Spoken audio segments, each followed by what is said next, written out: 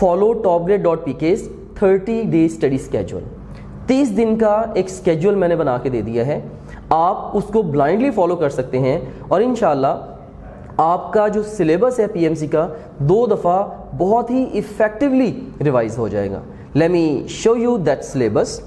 सो ये मैं सिलेबस को ओपन करता हूँ, सॉरी ये जो स्केड्यूल है, सॉरी मैं कह गया हूँ सिलेबस, जो स्टडी स्केड्यूल है इसको ओपन करता हूँ। तो सीन है, ये हमारे पास नेशनल एमडी कैट का 30 दिन का स्केड्यूल है जिसके थ्रू 2 रिवीजन्स प्लान की हैं। इसमें सबसे पहले तो किसी भी टॉपिक को आइडियली प्रिपेयर करने का एक लाइन ऑफ एक्शन दिया गया है, 7 स्टेप्स दिए गए हैं जिसमें बताया गया है कि क्या करना है, क्यों करना है और कैसे करना है।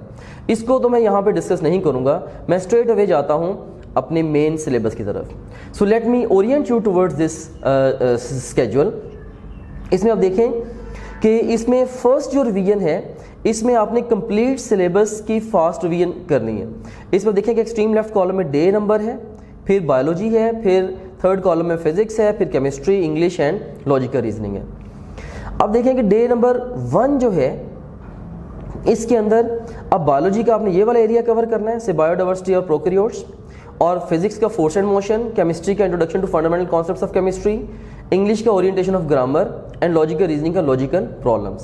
सो ये पहले दिन का काम है। अब ये सारे के सारे यूनिट्स के नाम यहाँ पे लिखे हुए हैं, इंग्लिश और लॉजिकल रीजनिंग में टॉपिक्स के नाम लिखे हुए हैं। एनीवेज फर्दर इन यूनिट्स के जो डिफरेंट टॉपिक्स हैं उन्हें आपने कैसे कैरी करना है उसके हवाले से आगे चल के एक और टिप आ रही है, उसको मैं सेपरेटली डिस्कस कर दूंगा। सो देखिए डे 1 से ऑनवर्ड्स आप चलते चले जाएंगे, डे 1, 2, 3, 4, और 14 दिन में आपने पूरे का पूरा जो सिलेबस है उसे एक दफ़ा इस स्केड्यूल के मुताबिक अच्छे से कवर कर लेना, राइट। ये आपको बज़ाहिर ही लग रहा होगा कि इतना सारा कंटेंट है, ये 14 दिन में कैसे होगा, लेकिन अभी जब मैं आगे चल के आपको इसकी भी टेक्निक सिखाऊंगा कि अगर सिलेबस बहुत लेंथी हो तो फिर आपने उस लेंथी सिलेबस को short time rather ultra short time में कैसे कवर करना है, वो मैं आपको अलग से सिखा दूंगा। सो पहले 14 दिन में आप सिलेबस एक दफ़ा कवर करेंगे, फिर 15वें दिन आप फुल लेंथ पेपर नंबर 1 और 2 देंगे। से अगर आप टॉप ग्रेड को यूज़ कर रहे हैं तो टॉप ग्रेड में ही आपको FLPs मिल जाएंगे। फिर आप जाएंगे सेकंड रिवीजन के ऊपर। अब जो सेकंड रिवीजन है ये एक डिफरेंट स्ट्रेटजी के साथ है। इसमें आपने क्या करना है, पहले आपने सिस्टमेटिक रिवीजन की पूरे सिलेबस की फेज़ 1 में, फर्स्ट रिवीजन में। अब सेकंड रिवीजन में आपने क्या करना है, आपने पूरे सिलेबस की प्रायोरिटी वाइज रिवीजन कर रही है। जैसे हमने ऑलरेडी डिस्कस किया कि आपके सिलेबस के अंदर जो एरियाज हैं वो 3 टाइप्स के हैं, हाई, मीडियम और लो इंपॉर्टेंस वाले। तो इसमें अब देखेंगे सबसे पहले से आप हाई प्रायोरिटी वाले जो यूनिट्स हैं आप 7 दिन में उनको कवर कर लें। से जहाँ से 200 में से 140 क्वेश्चंस आने हैं, तो यहाँ पे क्लियरली देखें मेंशन्ड है। फॉर एग्जांपल बायोएनर्जेटिक्स में से देखें कि एक्सपेक्टेड है कि 7 MCQs आएंगे इन द फाइनल एग्जाम। ये हमें कैसे पता चला है, हमने प्रीवियस एग्जाम्स के ट्रेंड्स को एनालाइज किया है इन डिफरेंट वेज, और इवन पीएमसी के लास्ट ईयर का जो क्वेश्चन पूल था उसको भी हमने एनालाइज किया। जो क्वेश्चन स्टूडेंट्स को अपीयर हुए इन देयर फाइनल एग्जाम्स, हमने उनका भी स्टैटिस्टिकल एनालिसिस किया और स्टैटिस्टिकली हमने ये डिटरमिन किया कि कौन कौन से एरियाज, कौन कौन से यूनिट्स, और उनमें फिर उन यूनिट्स में कौन कौन से टॉपिक्स ज़्यादा इंपॉर्टेंट है, राइट। सो यूनिट्स की इंपॉर्टेंस तो आपको हमारे स्केड्यूल से पता चल जाएगी। अब किसी भी पर्टिकुलर यूनिट में टॉपिक कौन सा ज़्यादा इंपॉर्टेंट है, इसके लिए आपको जाना पड़ेगा टॉप ग्रेड के जो ब्राउज़र ऐप है इसमें जाना पड़ेगा। से यहाँ पे मैं नेशनल एमडी कैट का कोर्स जो है उसको ओपन करता हूँ। There we go. So national MD CAT का कोर्स मैं आपके लिए ओपन कर रहा हूँ, और इसमें से हम बायोलॉजी पे जाते हैं। तो इसमें आप किसी भी मॉड्यूल पे क्लिक करें, वीडियो लेक्चर्स, रिवीजन नोट्स या प्रैक्टिस क्वेश्चंस पे क्लिक कर दें।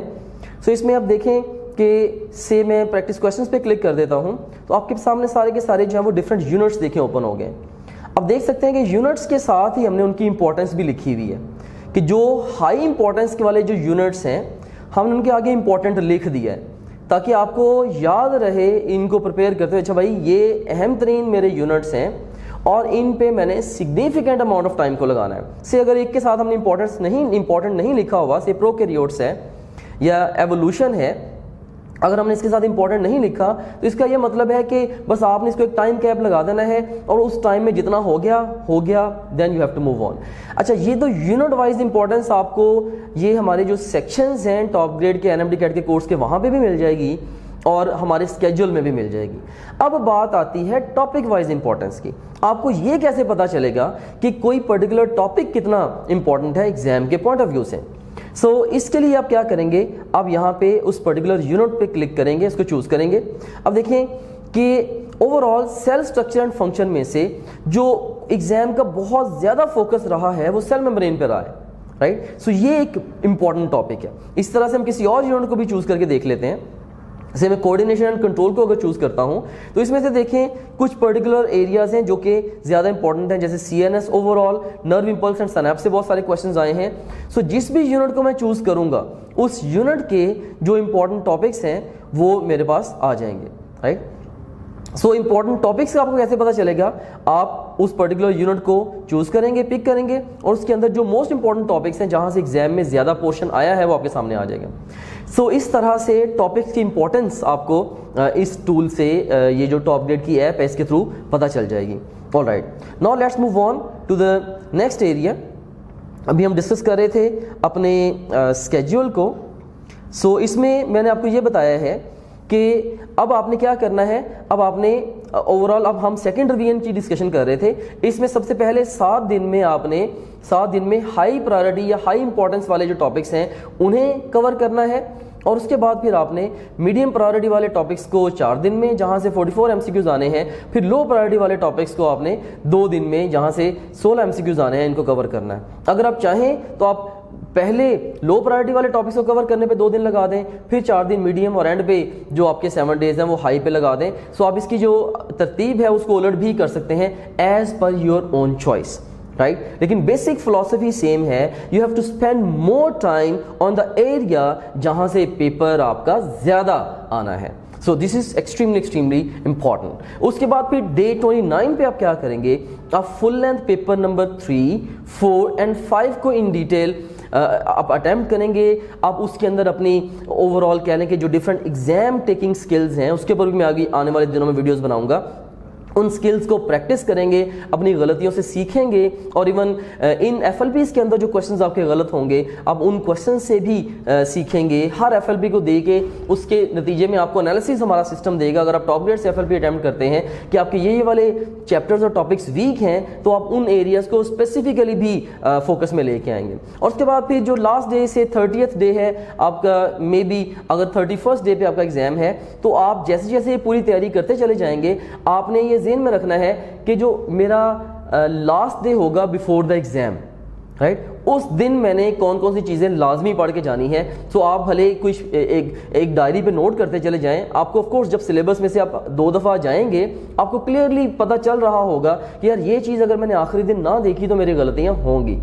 आप उन की पॉइंट्स को आप समहाउ या उन की एरियाज को किसी न किसी तरीके से आप लिस्ट कर लें कि भाई लास्ट डे पे मैंने इन चीज़ों को इस तरीके से देखना है।